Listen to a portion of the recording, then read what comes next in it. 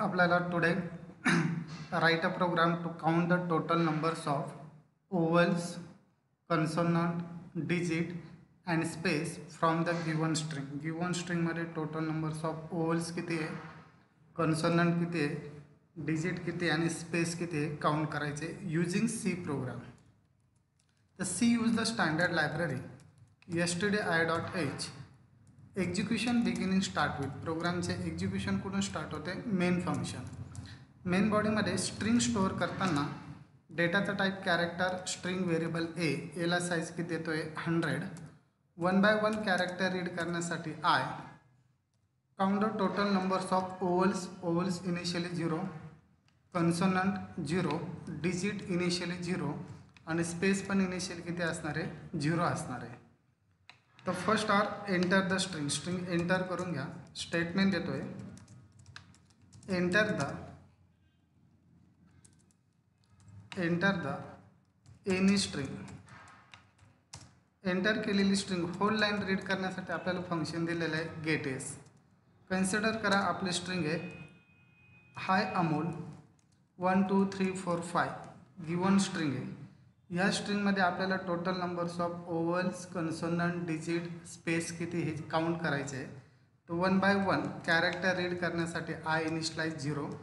I is a less than, कोणापेक्षा less by enter केलेल्या स्ट्रिंगच्या लेनपेक्षा तोपर्यंत आय काय होत चालेल plus plus. Given condition true असेल तर इनसाइड जाईल ए ऑफ आय. आयची पोझिशन काय चालू आहे 0. त्या स्ट्रिंगच्या 0 इंडेक्सला कोणता कॅरेक्टर आहे एच. एचची व्हॅल्यू इक्वल टू ए और ए ऑफ आयची व्हॅल्यू इक्वल टू ई और ए ऑफ आयची व्हॅल्यू इक्वल टू आय और ए ऑफ आयची व्हॅल्यू इक्वल टू ओ और ए ऑफ आयची value equal to u. Int a of i. आयची position 0 पोझिशनचं character a e i o u. यापैकी any one character कोणत्याही कॅरेक्टरला मॅच जर झाली तो ओवलची व्हॅल्यू एकनं काय होईल इन्क्रीज. अदरवाईज त्या इफच्या पुढे जाईल एल्समध्ये. सेकंड कंडिशन चेक करतो आहे ए ऑफ आयची value greater than is equal to 48 and a of आयची value less than is equal to 57. 48 to 57 ही अस्की व्हॅल्यूची रेंज कोणाची डिजिटची आहे. तर डिजिटची व्हॅल्यू एकनं इन्क्रीज होईल. अदरवाईज ए ऑफ आयची व्हॅल्यू इक्वल टू 32. तर 32 ही अस्की व्हॅल्यू कोणाची स्पेसची आहे. तर स्पेसची व्हॅल्यू एकनं काय होईल इन्क्रीज होईल. मग ए ऑफ आय. आयची पोझिशन काय चालू आहे 0 पोझिशनचं कॅरेक्टर ओवल्स पण नसेल, डिजिट पण नसेल, स्पेस पण नसेल तर बाय डिफॉल्ट ते काय असणार आहे कन्सोनंट. तर कन्सोनंट म्हणजे सीची व्हॅल्यू एकनं काय होईल इन्क्रीज. टिल टू हा फॉर लूप चालूच राहील. 1 बाय 1 कॅरेक्टर काय होईल चेक होईल. कंडिशन फॉल्स होईल, लूपच्या बाहेर जाईल. तर टोटल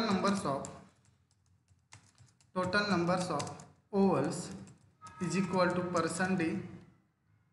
डिजिट इज ओवल्स नंतर consonant is equal to percent d. Digit is equal to percent d आणि space is equal to percent d. Total numbers of vowels कोणामध्ये स्टोअर होते व्हीमध्ये, कन्सोनंट सीमध्ये, डिजिट डीमध्ये आणि स्पेस कोणामध्ये होते यसमध्ये. Return 0 terminate the main function. Main function terminate केलं. आपण इथे स्ट्रिंग रिलेटेड एक फंक्शन यूज केलं तर स्ट्रिंग लेन फंक्शन परफॉर्म करण्यासाठी use in a library include करावं लागेल आपल्याला string.h. तर स्ट्रिंग लेंथ हे फंक्शन काय होईल आपलं परफॉर्म होईल.